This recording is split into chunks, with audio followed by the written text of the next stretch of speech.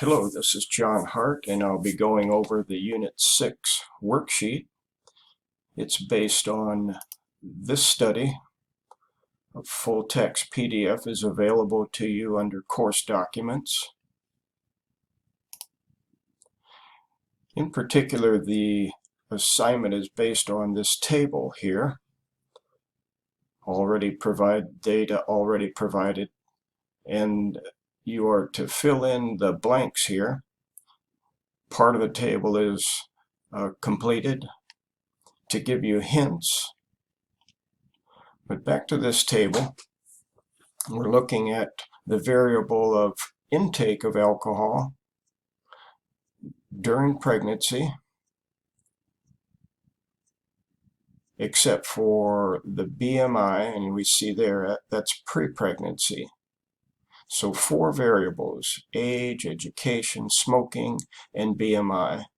So those are 4 variables there, and the one variable here broken down into non-drinker and drinker during pregnancy.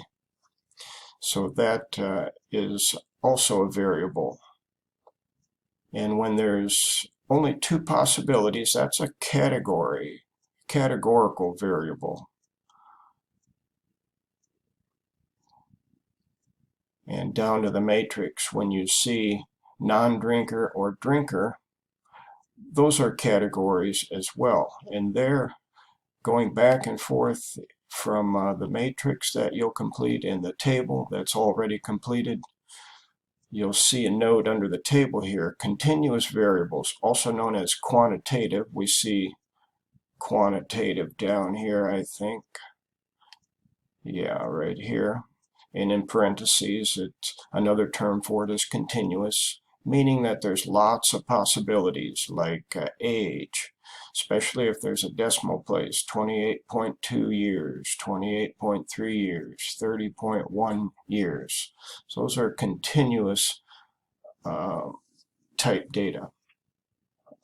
And when there's, the note says continuous variables, this will help you also identify continuous variables in the table. The plus or minus here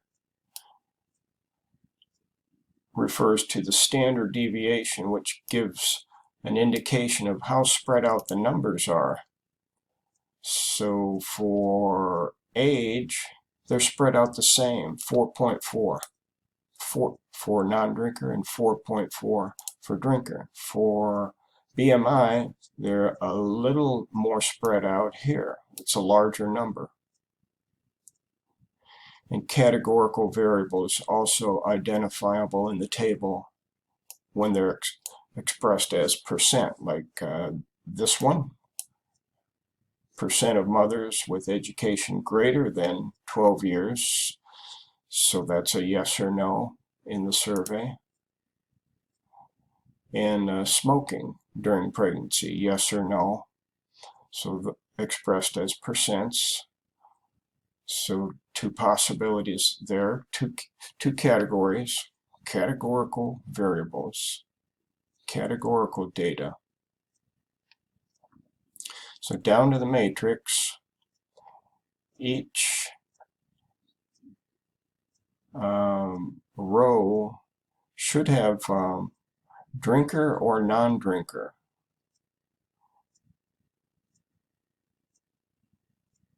Except for this one is pre-pregnant. But let's go over the first row. So it already has drinker or non-drinker. And I gave you a clue earlier what that might be, what kind of variable that would be. Either up here it gives you multiple choice. It's either quantitative,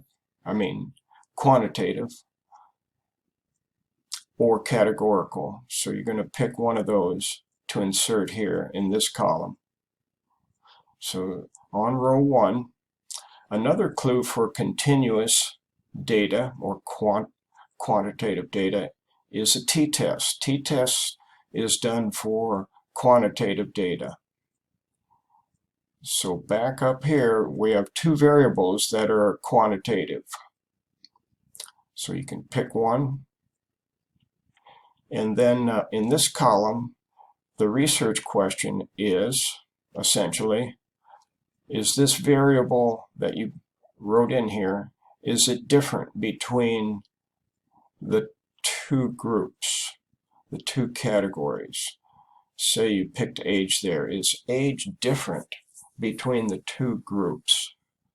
Two groups being here in the columns, non-drinker and drinker. And to answer that from a statistical standpoint, come over here to p-value column. P is for probability that the difference between these two, 28.2 and 30.1, happened by chance alone. And there's a very low probability. When it's less than 0.05, then it probably did not happen by chance. And there's a real difference, a statistical difference, that it's not just random. And this is a large enough difference that it's plausible and it's substantiated with the p-value. Down here, not so much. These numbers, averages here, 23.8 and 23.7, those are pretty similar, and the p-value substantiates that any difference here probably happened by chance. It's greater than 0.05.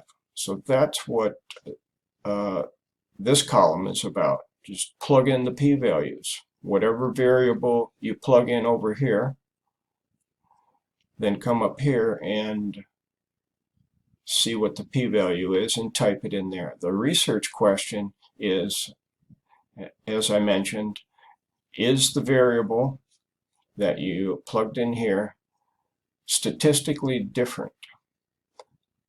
That's essentially the question, different between the two groups. And then answer your question as we read on the directions here. Complete the worksheet, plug in your answers in the bracketed text. You're using this table. And there's some help provided, as I mentioned already, to sample t-test, this variable. So you're going to plug in the category there and so forth. And then down here under the table, write out a complete answer. So you write the question first. It's asking you for the question. And I already went over that, but plug in your answer right under the question. And mention whether it's the difference is statistically significant or not. And we got that up in this table in this column.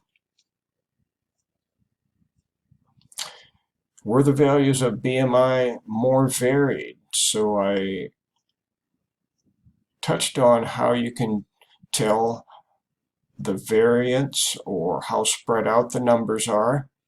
I touched on that earlier. And explain how you know this. And I mentioned how you can figure that out. Okay. So this will help you get started. Thank you for watching.